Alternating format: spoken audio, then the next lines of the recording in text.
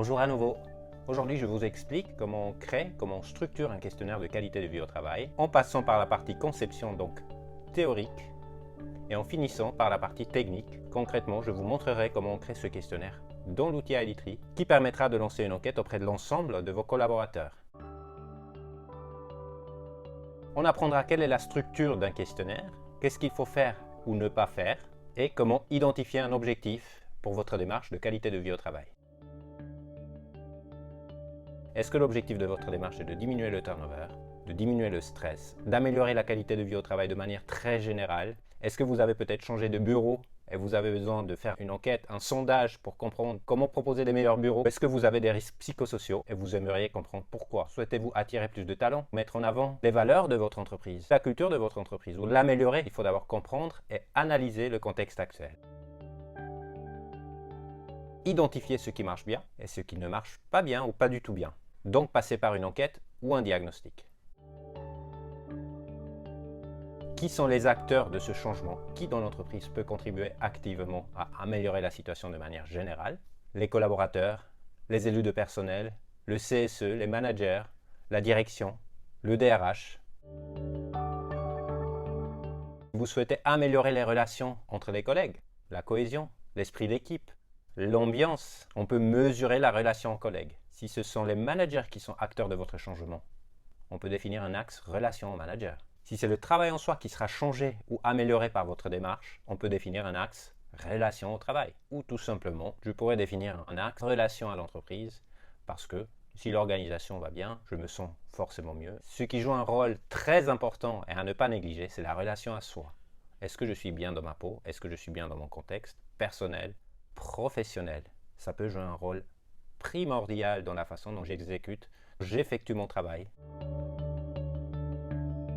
Ces axes de travail intégreront des sujets secondaires qui vont les définir. Pour la relation à soi, ça peut être la santé, la vie professionnelle et la vie personnelle, l'engagement, le droit à la déconnexion ou le sens. Vous pouvez réfléchir aux questions que vous avez envie de poser à vos collaborateurs.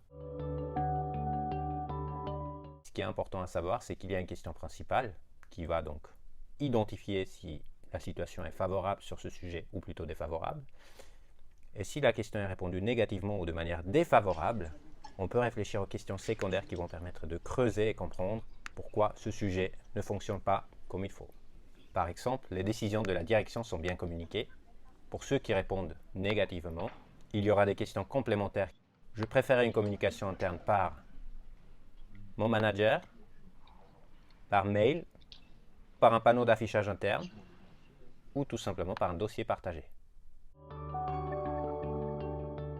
Commencez par un brainstorming, des mots-clés, des sujets en vrac, peut-être même pas des questions. On peut appliquer une méthode qui s'appelle CIM, Critical Incident Method, méthode d'incident critique en français, qui vous évitera de traiter les sujets de manière très subjective ou personnelle et vous aidera à les définir de manière plus analytique par rapport à une situation concrète. Par exemple, pour le sujet de la bienveillance, on peut constater que mes collègues ou mon manager ne me disent jamais bonjour.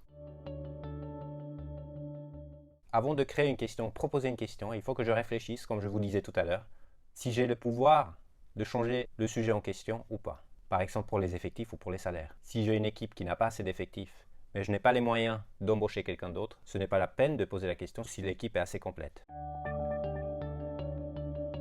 Une fois que j'ai défini toutes mes questions ou les sujets, je peux les trier par axe et les soumettre à une des catégories ou des axes que je vous ai demandé d'identifier tout à l'heure. On passe sur la formulation des questions. J'ai 5 règles à partager avec vous pour la formulation des questions. La première,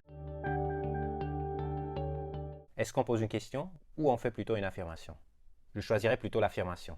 iLitry travaille avec l'échelle Likert qui vous donne 5 possibilités de réponse. Tout à fait d'accord, d'accord, neutre, pas d'accord et pas du tout d'accord. Donc pour l'affirmation, ma charge de travail est plutôt supportable. C'est plus facile de répondre avec l'échelle Likert que pour la question, est-ce que votre charge de travail est supportable?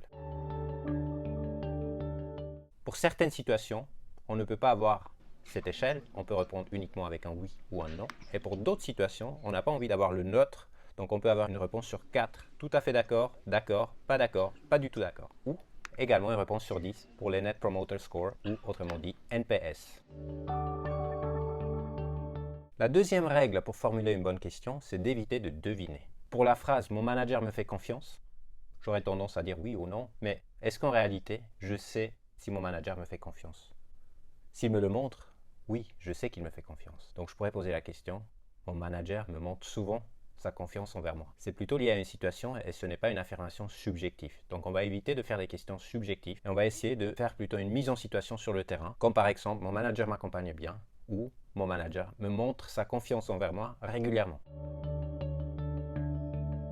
Une autre règle qui est clé dans la création des questionnaires, c'est de rester positif. Donc on va essayer de faire des affirmations positives, comme par exemple « Je trouve le sens dans mon travail ». C'est vrai que « Je ne trouve pas le sens dans mon travail » peut inciter à répondre négativement, alors que « Je trouve le sens dans mon travail » fait vraiment réfléchir. Si c'est possible de faire court, c'est mieux. « Je suis en bonne forme physique », c'est court. Compte tenu de la situation Covid, je pense que je fais assez de sport pour rester en forme. C'est plus compliqué. Évitez de traiter deux sujets avec une seule question. Mon travail m'intéresse et me stimule. Peut-être que certains sont plutôt intéressés dans leur travail mais pas très stimulés. Pour certains d'autres, ça sera l'envers. Donc un sujet, une question, c'est mieux.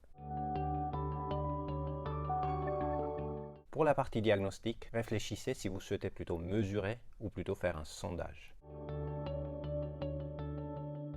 Si vous souhaitez mesurer, réfléchissez à des questions quantifiables. Si vous souhaitez plutôt faire un sondage, comme par exemple « Je souhaite télétravailler le lundi et le mardi » ou plutôt le vendredi et le jeudi, ce sont des données pas quantifiables ou pas mesurables. C'est plutôt un constat. Ça vous aidera à définir des questions qui ont besoin d'un score ou pas.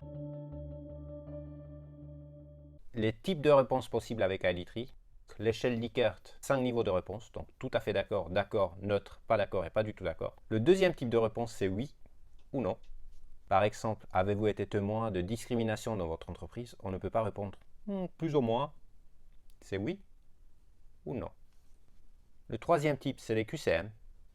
D'habitude, ils permettent de creuser ou choisir une situation à laquelle vous vous identifiez. Et le quatrième type de questions, ce sont les questions ouvertes. Donc avec l'outil Idtree, vous avez ces 4 possibilités. L'échelle, le oui-non, le QCM et la question ouverte. Idtree ne permet pas de type de réponse comme toujours, souvent, parfois ou jamais. Donc, essayez de poser les questions pour qu'on puisse répondre tout à fait d'accord, d'accord, neutre, pas d'accord, pas du tout d'accord ou oui, non. Donc pour résumer, que faut-il faire ou ne pas faire quand on formule un questionnaire? Premièrement, respectez le participant, donc restez simple dans la façon de poser les questions. Essayez de faire des belles phrases, essayez d'éviter les parenthèses, les caractères étranges et les phrases trop compliquées. 2. C'est faire plutôt des affirmations. 3. C'est dans votre culture d'entreprise. Vous voyez ou tutoyez. 4. Évitez de deviner. Vous ne savez pas ce qui se passe dans la tête de votre manager. Donc, évitez des questions comme par exemple « Mon manager me fait confiance » ou « Mon manager ne m'aime pas ». Et la dernière règle, essayez de faire des questions qui sont quantifiables. Et réfléchissez surtout, quel est l'impact de votre question? Est-ce que vous avez une marge de manœuvre? Est-ce que vous pouvez changer quelque chose si vous posez ce type de questions? Car si ce n'est pas le cas, ce n'est pas la peine de poser cette question. Allez, nous avons mis du temps, mais j'espère que vous avez appris des choses intéressantes. Je vous propose qu'on passe sur l'outil pour mettre en pratique ce que nous avons appris lors de cette formation. À tout à l'heure avec une prochaine vidéo. Allez, ciao, au revoir.